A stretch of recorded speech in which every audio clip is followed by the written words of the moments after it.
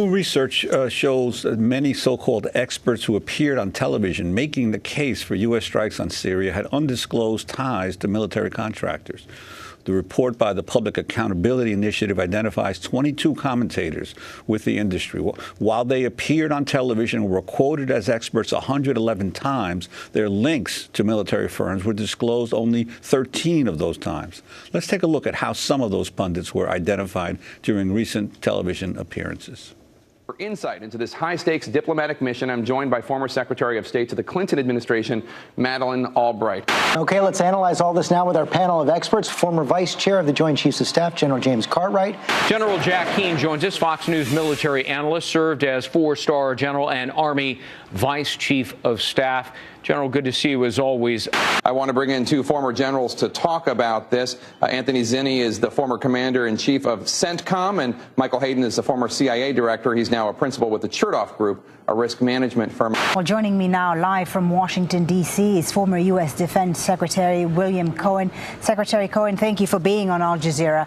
Joining us is Ambassador John Negroponte. He served as the first U.S. Director of National Intelligence, as well as U.S. Ambassador to Iraq and the United Nations, and many more posts, I should add. Nice to see you, sir. Thank you. A sampling of recent TV coverage on Syria. All the pundits interviewed currently have ties to military and intelligence contractors, investment firms with a significant defense or intelligence focus, or ties to consulting firms with a focus on defense or intelligence. General Jack Keane, for example, is on the board of General Dynamics. General Anthony Zinni is on the board of BAE Systems. General James Cartwright is on the board of Raytheon. The report really maps out the extent to which the policy conversation on the airwaves around Syria was really dominated by individuals with ties to the defense industry.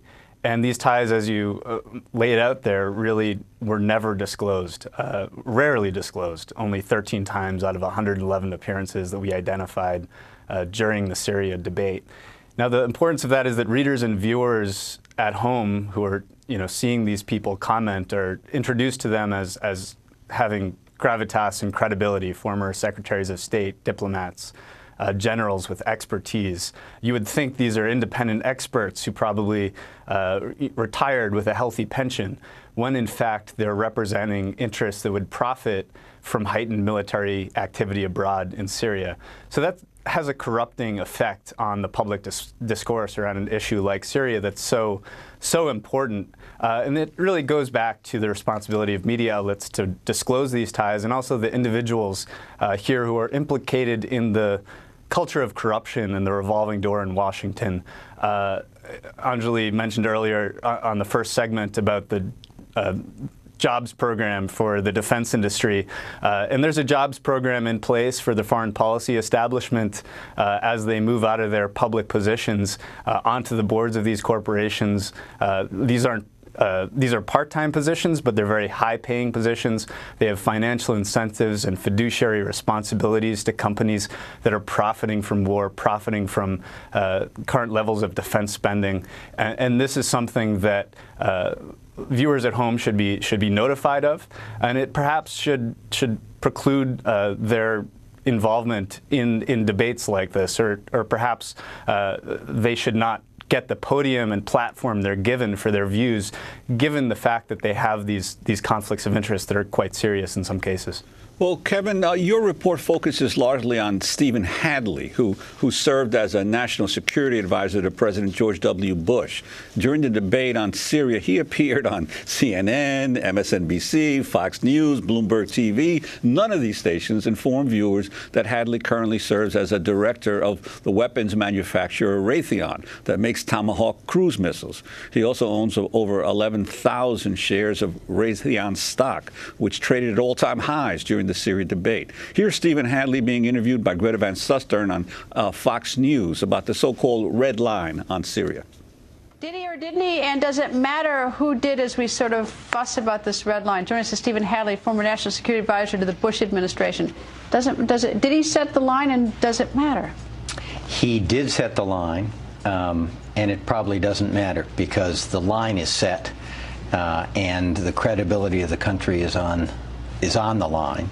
And in some sense, the Congress needs to act in such a way so as not to undermine the credibility of President Obama. You know, we only have one president at the time, and he embodies the United States. So if his credibility is undermined, the country's credibility is undermined. And I think that's an argument that people are beginning to think about on Capitol Hill. That was Stephen Hadley. And, of course, the Tomahawk missile that Raytheon produces was the one that was going to be used in the attack on Syria. Kevin, your response? Well, this is just a really egregious, significant conflict of interest that people should have been notified of when Hadley was making the rounds to the outlets you mentioned. He also published an op-ed in the Washington Post arguing strenuously for war. And at the same time, as you mentioned, serves on the board of Raytheon, has nearly $900,000 worth of stock in that company, makes $130,000 a year in cash compensation, actually chairs the Public Affairs Committee for Raytheon, which means that he has oversight of sort of the company's public profile and image in the media and in policy circles.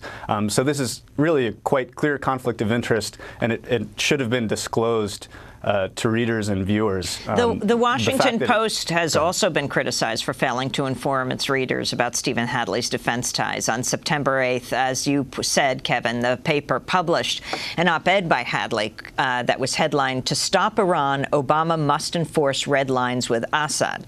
The article described Hadley simply as a former national security advisor in the George W. Bush administration. Fred Hyatt, editorial page editor at the Post, defended the paper's move. Hyatt said, quote, "More disclosure is generally better than less, but I'm confident that Hadley's opinion piece, which was consistent with the worldview he has espoused for many years, was not influenced by any hypothetical, certainly marginal impact to Raytheon's bottom line."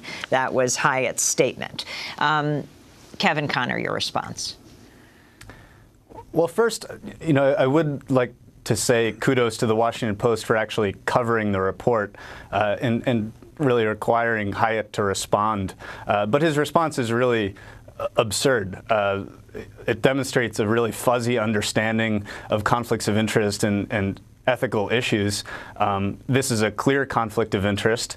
The conflicts of interest actually raise the possibility of corruption, the corruption of one's motives. There are relationships that might call into question one's motives, and this clearly does, and nothing Hyatt said really, defends against that.